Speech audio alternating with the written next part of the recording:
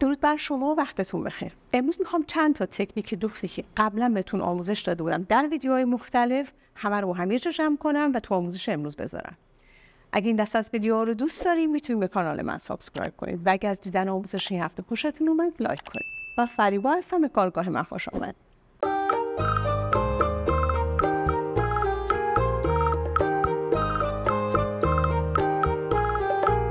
خب بچه، اولین تکنیکی که میخوام بهتون یاد بدم در رابطه با زیر دامن یا زیر مانتو یا زیر کت که میخوایم برگردونیم ولی نمیخوایم پس‌روز کنیم و نمیخوایم چرخ کنیم. لبه کار به این صورت تا میخوره، ببینید به این صورت اون 3 سانتی که قراره برگرده برمیگرده. از یه نوار لایه حریر بندزه همون 3 سانت استفاده میکنم. اول میام لبه کار رو حتما اتو میکنم و خط اتو رو میندازم، بعد کار رو باز میکنم. در حالت عادی همیشه اینجوریه که ما لایه رو میچسبونیم به قسمتی که مثلا میخوایم سجاف بدیم، به این صورت میچسبه. حالا این کار رو میخوام برعکس انجام بدم، یعنی لایه به سمت رو بمونه، به طوری که وقتی دست به لایه میزنید چسب لایه به سمت خودتون باشه و روی لایه به سمت پشت کارمون. به این صورت میذارمش اینجا و لبه کار رو با یه سردوز لایه رو به خود پارچه اصلی میبندم. خب ببینید بچه‌ها، لبه کار سردوز خورد به خود لایه حریر. این لایه حریر هم الان اینجا آزاده، چسبش هم به سمت روه و همین لبه‌ای که ما تا زده بودیم برای زیر کت، حالا یا زیر مانتو یا زیر پالتومون، وقتی نمیخوایم هیچ دوختی داشته باشه یا پس‌روزی داشته باشه، به راحتی با همین روش میتونیم اینو بچسبونیم.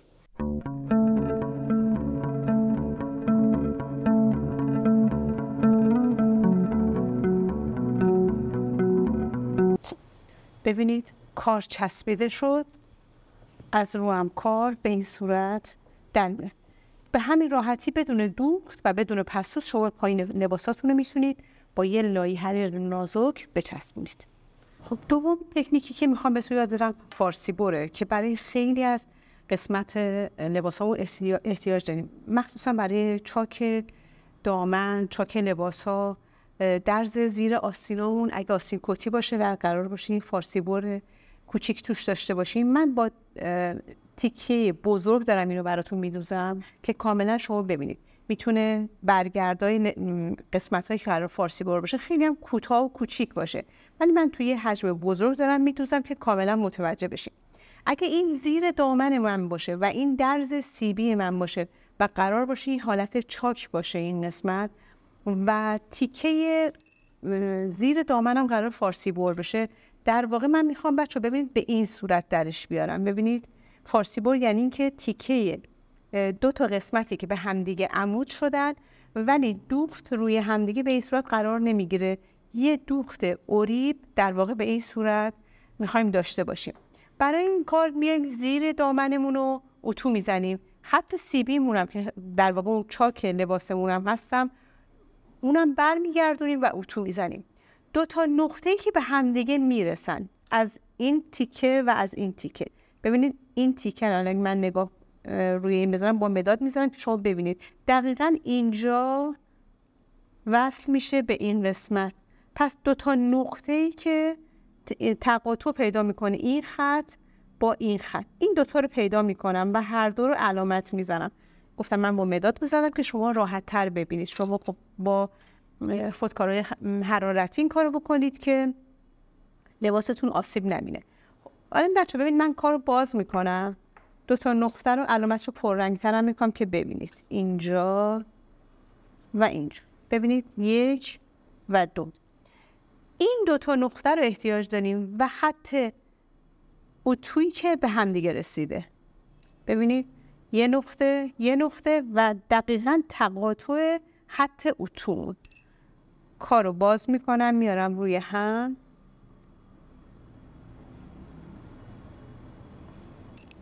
بذارین علامت این ور رو از این ور بزنم که ببینید این خط رو میذارم روی این خط، در حالی که بچه دقیقا این تقاطع دقیقا در این گوشه وایسه.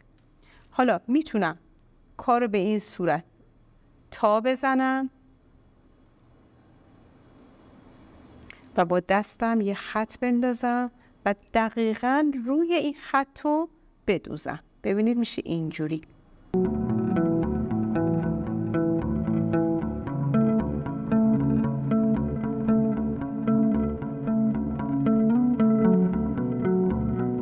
یه سرقایمی اولش میزنم.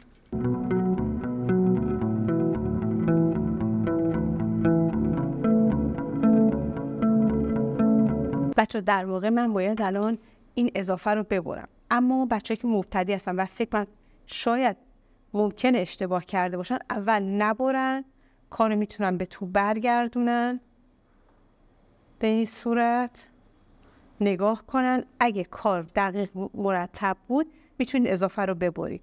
اگه پارچتون خیلی نازک باشه به این صورت که من تا کردم تا کنید و اصلا نبرینش. بچه به این صورت ببینید،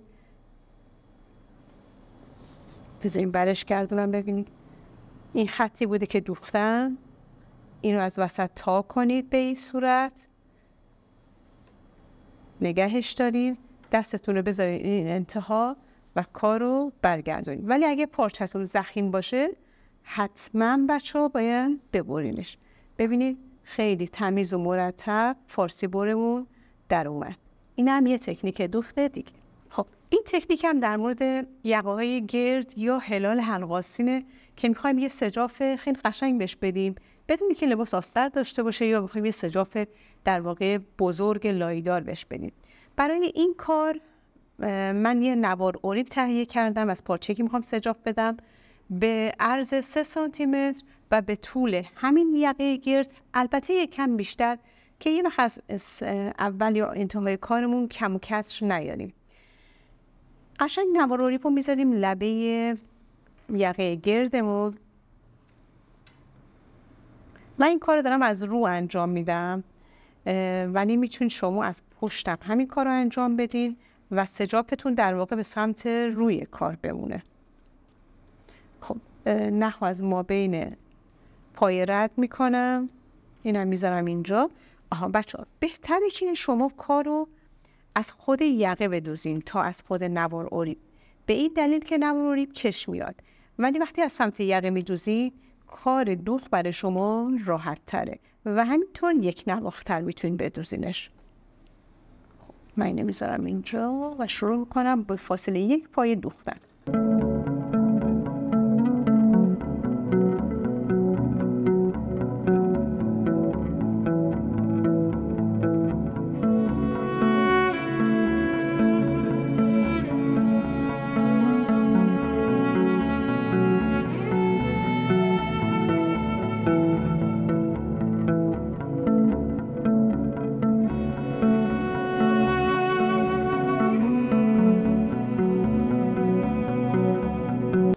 بچه وقتی اینو از رو دوختیم ببینید کار رو به همین صورت، یعنی درز به این سمت بخوابه، سجاف هم به همین طرف بخوابه، روی سجافتون رو یه نیش بخیه بزنید.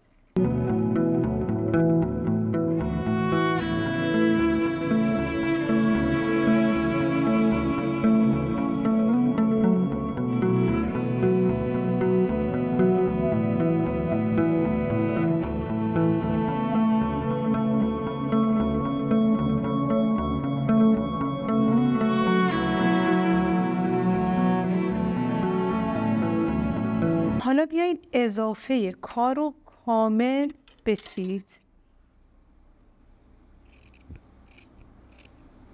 تقریبا از بیخ بچینیدش به این صورت.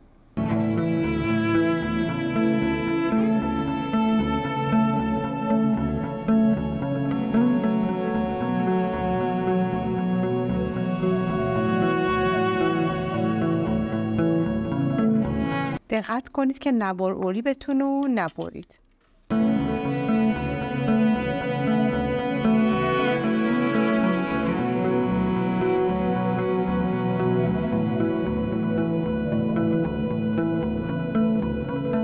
پس شد به این صورت و پشتش هم بچه ببینید کاملا اضافه رو چیدم. حالا کاری که انجام میدم، میام دقیقا همین لبه رو به سمت داخل برمیگردونم و چرخ میکنم.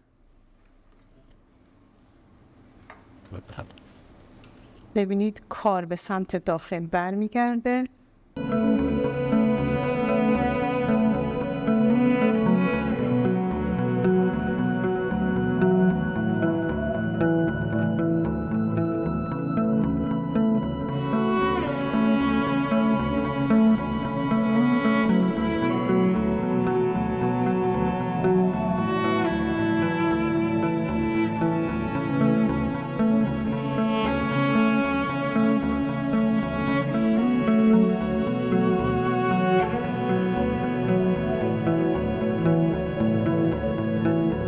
من الان با نخ غیر همرنگ دوختم، شاید بر تو یکم ناخوشایند باشه، ولی اگه با نخ همرنگ و با سجاف همرنگ بدوزین خیلی کار از این قشنگتر براتون در میاد. خب این تکنیک دوخت در واقع همون دوخت بلیتیه.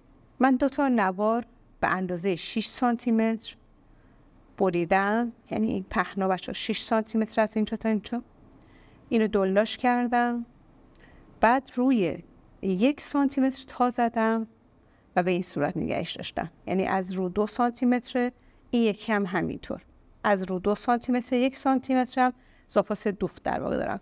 خطی که تو قسمت CF هم هست، اگه قرار جلوی لباس هم باشه یا در واقع سر مچ آستین هم میخواد باشه، خط رو مشخص میکنم، حالا یا با اتو یا با مداد اون خط رو میکشم یا با اون خودکارهای حرارتیمون.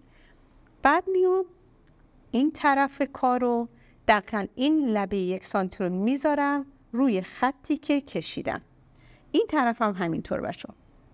پس از اینجا از همین خط اتوی داخلیمون اینو با لبه CF هم مماس میکنم و روی خط اتو میدوزم. این طرف هم همینطور میذارمش اینجا، دوباره با خط وسط میزونش میکنم و این بر خط هم میدوزم.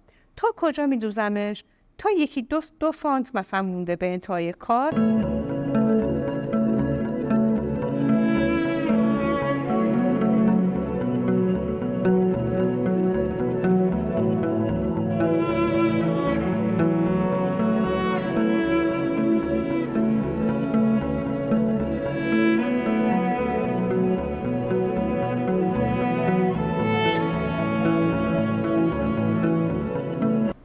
حالا میام این درز وسط، یعنی خط وسط رو که همون خط CF هم هست، دقیقاً تا 1-2 سانت مونده به انتهای کار میبرمش. یعنی 1-2 سانت مونده به انتهای این 2 تا کار درز رو باز میکنم.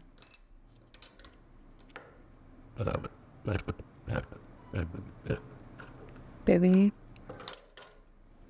از این گوشه به اینجا، از این گوشه به اینجا، اینا رو با دستم بلند میکنم تا قسمتی که بچه ها دوخت اینجا داریم. دقیقا تا لب همین دوخت باید یه حالت هشتی ببریمش.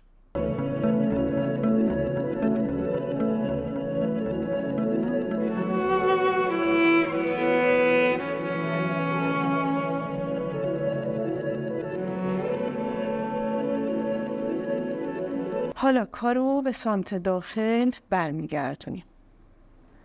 اگه لباستون زنونه است معمولاً قسمت راست روی قسمت چپ میاد و اگه مردونه باشه چپ روی راست میاد. خب بچه ها ببینید من الان با اتو اول درستش کردم که کار بر من راحت تر باشه. این قسمتی که حالت مثلثی انتهای کار میموند به سمت پایین برمیگرده و خیلی تمیز، ببینید پایین کارتون به همین تمیزی در میاد. حالا برای دوختش کار رو به سمت بالا تا میزنم و قسمت مثلثیه رو با این 2 تا بلیتیا با هم میدوزم. دقیقا سعی کنید از بیخ بدوزینش.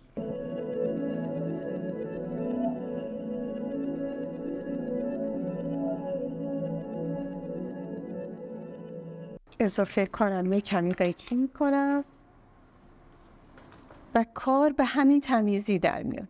برای این پشت کار، برای این روش شما باید دور تا دور سردوز بزنید. دوخت بلیتی شاید 10 مدل داره و این یکی از اون ساده ترین روش هاشه، ولی دور تا دور کار به این صورت میاد بالا و دور تا دور سردوز میخوره. بعد روی کار به همین تمیزی و شیکی در میاد. حالا اگه دوست داشته باشین جلوی لباستون برای لباس یقه گرد باشه، دقیقاً میتونید اول یقه گردتون رو برش بزنید، بعد بلیتتون رو بتوزین، یا حتی میتونید اول بلیتی رو بتوزین بعد کار رو روی هم بذاریم به این صورت. قسمت یقه رو بعداً برش بزنید، یعنی گردی یقه قشنگ بیفته تو قسمت بلیتی و در حالی که بلیتیتون دوخته شده. حتی برای قسمت موچ آستیناتون هم میتونید از این نوع بلیتی استفاده کنید. البته میتونید برای آستینا، برای پایین آستیناتون میتونید بلیتیاتون حتی باریکتر بگیرید، یعنی به جای 2 سانت مثلا 1.5 سانت حالت بلیتی براش بدوزین.